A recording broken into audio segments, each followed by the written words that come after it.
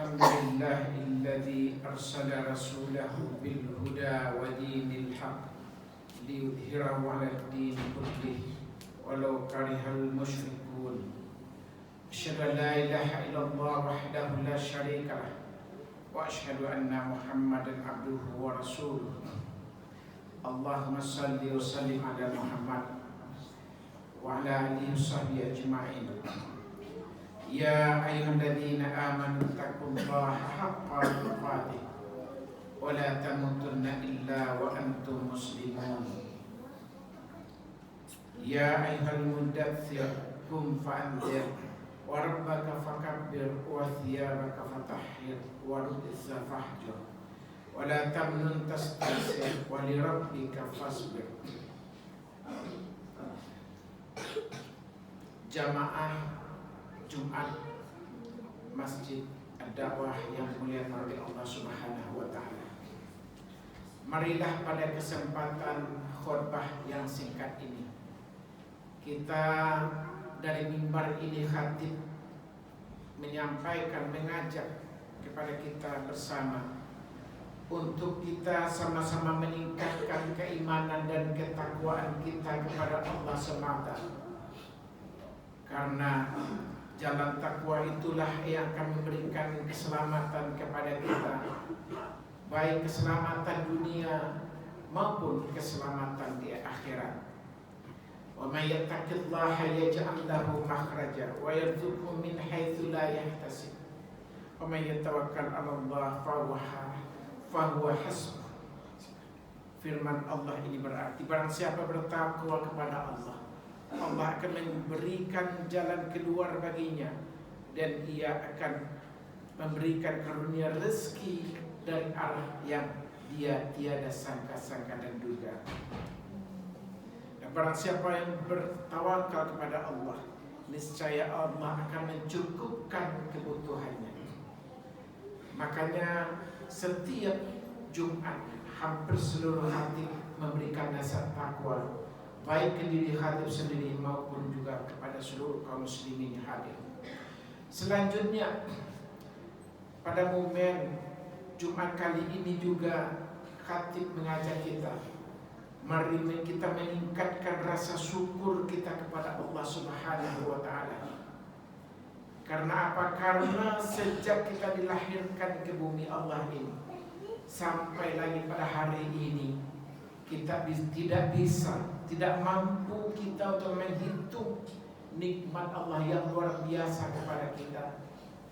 Makanya Allah telah mengingatkan kepada kita, la syakartum la azidannakum wa la kafartum inna adzabi lasyadid. Jika kamu mensyukuri nikmatku, maka Allah akan menambah nikmat itu.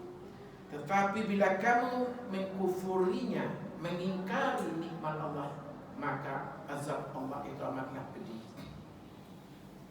Begitu pula diingatkan kita, jika kita mau menghitung nikmat-nikmat Allah yang Allah berikan kepada kita, wa in ta'uddu ni'matallahi la tuhsuha. Jika kamu menghitung nikmat Allah, sungguh kamu tidak akan sanggup menghitung. Mulai kita lahir sampai hari ini, mulai kita dari pagi sampai nanti tidur nanti malam, detik demi detik, menit demi menit, jam demi jam, Allah memberikan nikmat yang tiada tandingan, yang tiada tara. Oleh sebab itulah sangat pantas kalau Jumat ini kita juga mengajak kita untuk bersyukur atas nikmat yang Allah berikan. Selanjutnya pada khutbah kita singkat kali ini, kira-kira tema kita adalah berkorban untuk kejayaan umat. Karena masih suasana Idul Kurban ini, maka khatib juga mengingatkan kepada kita untuk kita senantiasa meneladani bagaimana Ibrahim dan Ismail alaihissalam yang ketulus ikhlas yang luar biasa telah berkorban luar biasa dan sampai hari ini menjadi syariat agama kita. Selanjutnya kita bisa menyaksikan betapa bangsa Arab sebelum diutusnya Rasulullah SAW adalah dalam keadaan ummi, diliputi kegelapan dari semua sisinya, sebagaimana dijelaskan oleh Al-Quran surat Al-Jumu'ah ayat 2. Huwallazi ba'atha fi ummiyina rasulan minhum yatlu 'alaihim ayatihi wa yuzakkihim wa yu'allimuhumul kitaba wal hikmah wa in kanu min qablu lafi dhalalin mubin. Dialah yang mengutus kepada kaum yang utahur seorang rasul di antara mereka yang membacakan ayat-ayatnya kepada mereka, mensucikan mereka dan mengajarkan kepada mereka kitab dan mengajarkan al-hikmah, as-sunnah. Dan sesungguhnya mereka sebelumnya benar-benar dalam kesesatan yang nyata. Demikian firman Allah di dalam surat Al-Jumu'ah ayat 2 itu. Jazirah Arabia dipenuhi dengan gelombang syahwat dan kemaksiatan. Kezaliman merajalela yang kuat memangsa yang lemah sehingga tiada seorang pun yang merasa aman atas dirinya, keluarganya, hartanya. Dunia pun demikian gelap yang membutuhkan penyelamat yang mengeluarkan manusia dari kesesatan menuju petunjuk Islam, dari kebodohan menuju dunia ilmu pengetahuan, dan kezaliman menuju keadilan, kesejahteraan. Dalam keadaan demikianlah, dalam keadaan gelap gulita negeri Arab ketika itu, Allah mengutus Rasulullah SAW.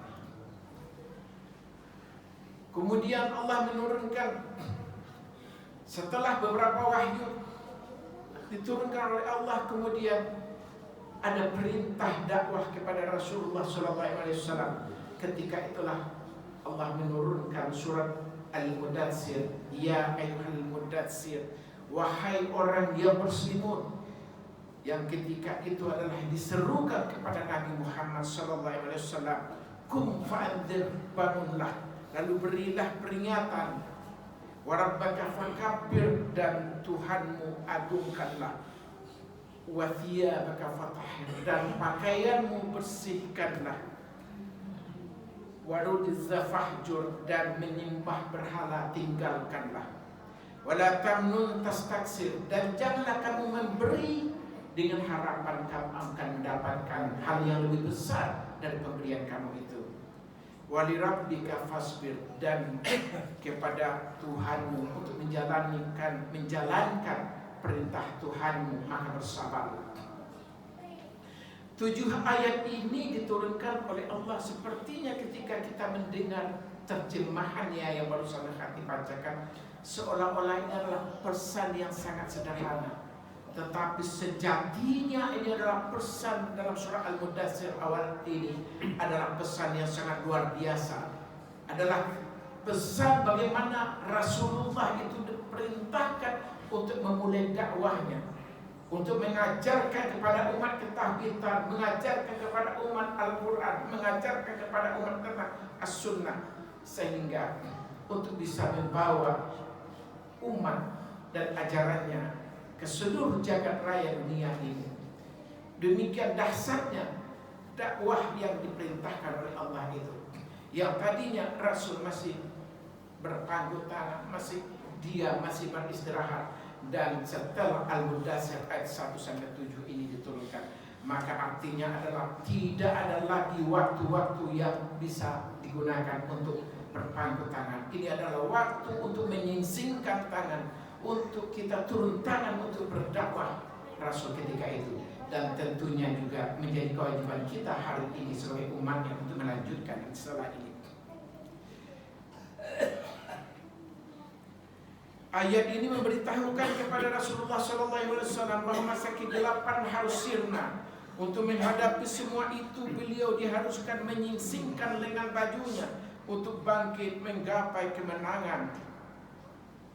Maka dalam ayat itu ada 5 prinsip kemenangan yang disampaikan oleh Al-Quran. Yang pertama adalah hanya Allah yang diagungkan. Yang kedua, melakukan tazkiyatun nafs dan membersihkan penampilan. Dan yang ketiga adalah menjauhi kesyirikan. Dan keempat adalah berani berkorban. Kelima adalah bersabar dalam perjuangan.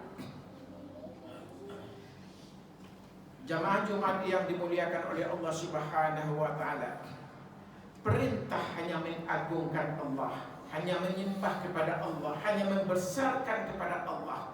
Maka itu adalah perintah yang ketauhidan yang utama, ketauhidan yang luar biasa. Ketika itu yang kita lakukan, kita amalkan, kita ikuti perintah Allah dan Rasulnya, insya Allah keselamatan di dunia, dan tidak hanya di dunia, di akhirat pun akan menjadi keselamatan yang akan kita peroleh. Karena Islam tidak hanya berbicara untuk kehidupan di dunia, tapi Islam mengajarkan bagaimana fid dunia hasanah wa fil akhirat hasanah. Demikian Islam kepada kita. Kemudian yang kedua, bagaimana tentang membersihkan jiwa, membersihkan pakaian. Maka Allah menurunkan lagi ayat surat Ya ayyuhal mudzammil, wahai orang yang berselimut, qumil laila illa qalila, bangunlah untuk salat di malam hari, nisfahu aw inqus minhu qalila, yaitu seperduanya, Audin alaihi warattil Qur'ana tartila, inna sanulqi alaika qawlan thaqila. Inilah 5 ayat dari surat Ya ayyuhal mudzammil, hai orang yang berselimut, wahai Muhammad, bangunlah untuk salat di malam hari, kecuali sedikit daripadanya, yaitu seperduanya atau kurangi seperduanya, itu sedikit, atau lebih daripada seperduanya itu. Dan bacalah Al-Quran itu dengan tartil, dengan perlahan-lahan. Sesungguhnya kami, kata Allah, akan menurunkan kepadamu perkataan yang berat. Jadi tazkiyatun nafs, membersihkan jiwa, membersihkan pakaian, mempersiapkan diri untuk menyampaikan dakwah di tengah-tengah umat manusia. Maka Allah memberikan tuntunan dengan surat Ya ayyuhal mudzammil. Bagaimana Rasulullah bersama para sahabat itu untuk kesuksesan, untuk berdakwahnya, memang harus bagian yang luar biasa dalam kehidupan itu adalah bagaimana dia bangun tengah malam untuk melakukan qiyamul lail, sehingga Allah akan memberikan petunjuk-petunjuk yang luar biasa. Dan begitu pula kepada kita pada hari ini. Maka para pengajak kepada kebaikan, para pendakwah, para umat muslim hari ini, maka sangat pantas kita juga melakukan qiyamul lail, sehingga Allah akan memberikan tuntunan-tuntunan kehidupan kepada kita melalui salat malam yang kita lakukan itu. Kemudian ketika Allah Subhanahu wa taala mengutus para rasul dengan membawa petunjuk dan dijadikannya pemimpin umat manusia, tidak membiarkan rasul itu tanpa tuntunan. Di sini kita Al-Quran kita saksikan, kita baca bahwa dalam firman surat Al-Anbiya ayat 73, maka Allah memberikan bekal kepada rasul sebagai pemimpin umat manusia. Dan tentunya tidak hanya kepada rasul, kepada pelanjut para pemimpin hari ini pun harus mengamalkan, melaksanakan surat Al-Anbiya ayat 73 ini.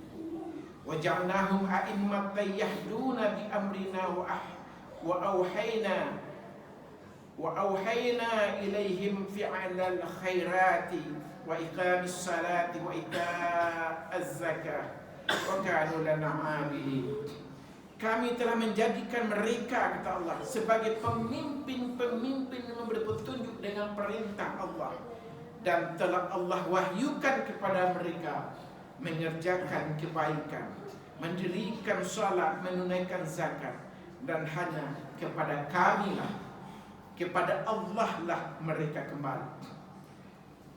Ini adalah merupakan tuntunan bagi Rasulullah. Ketika menjadi Rasul, para Nabi itu Allah berikan tuntunan bagaimana dia akan melakukan perbuatan-perbuatan baik, mendirikan salat, menunaikan zakat. Salat sebagaimana kita ketahui, dengan salat itu adalah inna salata tanha 'anil fahsya'i wal munkar. Salat itu membimbing orang kepada kebaikan dan mencegah dari kepada keburukan. Kemudian membayarkan zakat. Membayar zakat artinya adalah perbuatan sosial, membangun ekonomi, kesejahteraan kepada umat manusia.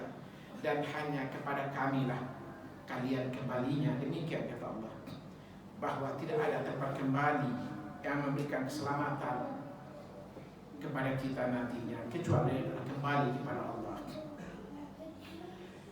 Lebih lanjut, mengemban beban dakwah yang digariskan untuk para nabi. Mereka tidak akan mampu memikulnya kecuali dengan kemauan yang kuat, dengan cita-cita yang tinggi, dengan keikhlasan yang untuk berjuang untuk melaksanakan syariat Allah di muka bumi ini. Maka terkait itu Allah juga berfirman, "Walladzina jahadu fina lanahdiyannahum subulana wa innallaha lama'al muhsinin." Dan orang-orang yang berjihad untuk mencari keridaan kami, keridaan Allah, benar-benar akan kami tunjukkan kepada mereka jalan-jalan kami. Allah akan menunjuki jalan-jalan. Dan sesungguhnya Allah benar-benar beserta orang-orang yang berbuat baik. Untuk mencapai kejayaan umat ini, haruslah membersihkan diri dari kotoran akidah, kotoran akhlak, kotoran kehidupan, dan kotoran yang memang disebutkan tidak baik menurut agama kita. Dan yang berikutnya adalah kesyirikan. Pesan daripada surat Al-Mudaththir tadi itu, bagaimana kita menjauhkan kesyirikan dalam seluruh aspek kehidupan kita.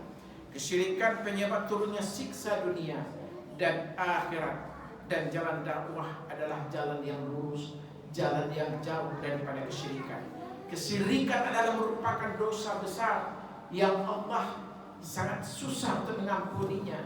Yang oleh sebab itu, makanya kesyirikan menjadi hal yang menjadi pesan utama dari surat Al-Mudaththir ini. Di samping syirik juga dosa besar adalah penyebab pokok munculnya krisis moral, juga adalah syirik. Krisis moral penyebab lahirnya semua krisis yang ada di dunia ini.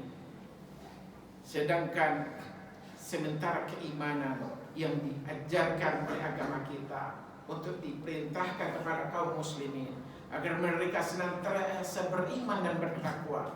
Ketika beriman dan bertakwa, maka Allah akan memberikan keberkahan kepada seluruh penduduk negeri itu, kepada masyarakat itu, kepada negara itu, yang akan diturunkan Allah dari langit. Walau anna ahlal qura amanu wattaqaw la fatahna alaihim barakatin minas samawati wal ardh walakin kadzabu fa akhadnahum bima kanu yaksibun. Surah Al-A'raf ayat 96. Artinya jika sekiranya penduduk negeri-negeri beriman dan bertakwa, pastilah kami Allah akan melimpahkan kepada mereka berkah dari langit dan bumi. Tetapi mereka mendustakan ayat-ayat kami, maka kami siksa mereka disebabkan perbuatan mereka. Masyiral muslimin, jamaah Jumat yang dimuliakan oleh Allah Subhanahu wa taala. Yang keempat adalah berani berkorban untuk agama Allah. Ayat 6 dari surah Al-Mudaththir menyatakan, dan janganlah kamu memberi dengan maksud memperoleh balasan yang lebih besar. Wala tamnun tastaksir. Kita diperintahkan oleh Allah memberi, tetapi kita diajarkan oleh Al-Mudaththir kepada kita. Kita memberi tidak untuk mendapatkan balasan yang lebih besar. Bagaimana memberi dengan penuh keikhlasan. Ayat ini mendorong kita untuk memberi pengorbanan menuju puncak kejayaan, agar berbuat dan berbuat tanpa mengharapkan balasan. Lebih banyak berusaha dan berkorban, lalu melupakannya. Setelah kita memberi, tidak perlu kita ingat-ingat lagi. Itu yang diajarkan. surat Al-Mudaththir kita. Bahkan di hadapan Allah kita tidak merasa pernah memberi. Itulah yang merupakan memberi dengan penuh keikhlasan yang diajarkan surah Al-Mudaththir kepada kita. Ma'asyiral muslimin rahimakumullah. Yang kelima, bersabar di jalan Allah. Jalan dakwah menuju kebangkitan, kejayaan umat, kemenangan umat tidaklah bertaburkan bunga, tetapi penuh onak daduri, penuh kesusahan. Seperti bagaimana kita bisa menyaksikan betapa Rasulullah mengemban dakwah di Mekah 13 tahun dengan penuh pahit getirnya. Bahkan Rasul disebutkan sebagai orang gila. Bahkan Rasul bersama sahabat akan dibunuh, akan dihabisi, dilempari kotoran dengan bermacam-macam siksaan kepada Rasul dan pada umat Islam ketika itu. Dan itu tidak lain karena Rasul bersama sahabat itu adalah membawa akidah Islam. Dia akan bisa menyelamatkan umat manusia dengan segala macam cemoohan, olok-olokan dan segala macam intimidasi. Sangat susah kita mencari kata-kata yang paling pas bahwa memang penderitaan Rasul bersama sahabat 13 tahun itu sangat luar biasa, pahit getirnya. Dan setelah hijrah Rasul ke Madinah, disitulah diawali bagaimana kejayaan daripada dakwah itu dimulai oleh Rasul setelah Madinah itu. Ma'asyiral muslimin rahimakumullah. Itulah 5 sendi sebagai awal langkah menggapai kejayaan umat. Setiap kaum muslimin harusnya menapaki jalan untuk mencapai masa depan yang gemilang itu. Bangsa kita, bangsa Indonesia hari ini sangat membutuhkan, rakyat kita sangat membutuhkan untuk berpegang teguh kepada 5 sendi yang kita sebutkan tadi.